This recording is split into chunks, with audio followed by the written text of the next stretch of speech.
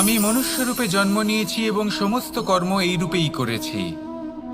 কিন্তু আশ্চর্যের বিষয় হলো যে আজও মানুষ আসেন এবং হাত জোড় করে প্রার্থনা করেন যেন আমি ওনাদের সহায়তা করি।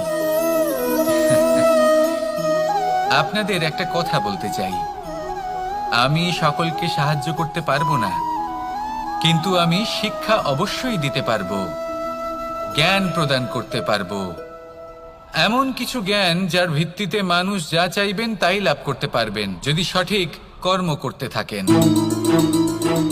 যখন কংসের অসুররা গোকুলে ধ্বংসলীলা চালাচ্ছিলেন তখন আমি কারোর থেকে সাহায্য চাইনি। আমি দাঁড়িয়েছিলাম এবং আমি তার বিরোধিতা করেছিলাম। সবাই বলেন যে আমি ছোট্ট একটা আঙুলে গোবর্ধন পর্বত তুলেছিলাম।